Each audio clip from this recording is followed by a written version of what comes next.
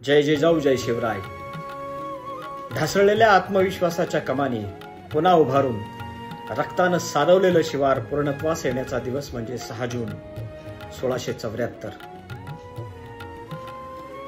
6 जून 1674 रोजी छत्रपती शिवरायांनी दुर्गराज रायगडावर स्वतःला राज्याभिषेक करून घेतला.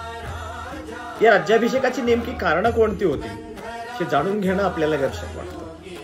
पहिलं तर म्हणजे आजच्या महाराष्ट्र एवढा अर्धाही महाराष्ट्र त्यावेळेस अस्तित्वाला नव्हता किंवा निर्माण झालेला नव्हता. महाराष्ट्रातले तात्कालिक सर्व शत्रूही संपलेले होते असंही त्यावेळेस झालेलं नव्हतं. 16व्या शतकाचा कालखंड हा प्रचंड धार्मिक स्वरूपाचा होता. राजाला ईश्वराचा अंश मानलं जायचं. त्यामुळं जमीनदार आणि वतनदारापेक्षा सिंहासनाला अधिक प्रतिष्ठा होती. दुसरा मुद्दा की भारतीय इतिहास परंपरेमध्ये भारतात अनेक राजांनी स्वतःचे राज्याभिषेक करून घेतलेले होते. त्याच्यामध्ये राम, बलराम, युधिष्ठिर, चंद्रगुप्त, विक्रमादित्य, सम्राट अशोक. सन 1000 नंतर भारतात राज्याभिषेक विधी नसल्यासारखा झालेला होता. नंद घराण्याच्या कालखंडानंतर भारतात राज्याभिषेक झालेला दिसत नाही किंवा आढळत नाही. म्हणजे ही परंपरा शेकडो वर्ष कायम राहिली. मग मरगळलेल्या मराठी मनाला किंवा मरगळलेल्या हिंदुस्थानाला या देशात हिंदू वगळता बाकीचेच राजे होणार ही भावना घट्ट आणि दृढ झालेली होती. अखंड हिंदुस्थानात अनेक प्रकारचे राजे होते, अनेक शूर होते, वीर होते, सरदार होते, पण पराक्रमीही होते. पण त्यांनी राज्याभिषेक करून घेतलेला आपल्याला आढळत नाही. पूर्वीच्या काळी एखाद्या राजाला स्वतःचं राजेपण सिद्ध करण्यासाठी राजसूय यज्ञ व्हायचा आणि मग त्यातून त्याचं राजेपण सिद्ध व्हायचं.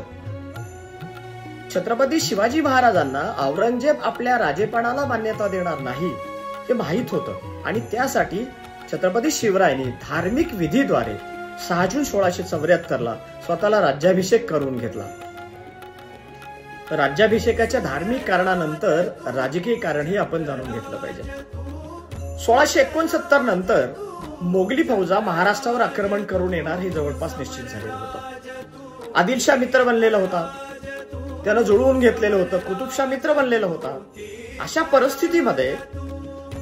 परिस्थितीत मोगलांच्या आक्रमणामध्ये आपण उभं केलेलं स्वराज्य टिकलं पाहिजे आणि हे टिकण्यासाठी कोणती प्रेरणा असावी याचा सांगोपांग विचार करून छत्रपती शिवरायांनी राज्याभिषेकाची भूमिका निश्चित केलेली दिसते.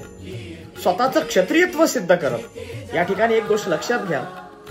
हजारो वर्षाच्या परंपरेने या ठिकाणी सांगून ठेवलेलं होतं की या देशामध्ये हिंदुस्थानामध्ये क्षत्रिय राजे शिल्लक नाहीत. पण छत्रपती शिवरायांनी या विचाराला छेद देत स्वतःचं क्षत्रियत्व सिद्ध केलं आणि राज्याभिषेक करून घेतला. तात्कालिक असलेल्या मरगळलेल्या मराठी मनाला आपल्या पश्चात आपल्या नंतर कोणती गोष्ट प्रेरणा देईल याच्यासाठी सिंहासनाची प्राणप्रतिष्ठा होणं गरजेचं आहे हे ध्यानात घेऊन 6 जून 1674 रोजी छत्रपती शिवरायांनी राज्याभिषेक करून घेतला. राज्याभिषेक दिनाच्या समस्त मराठी मनाला खूप खूप शुभेच्छा. तुमचं आमचं नातं काय. जय जिजाऊ जय शिवराय.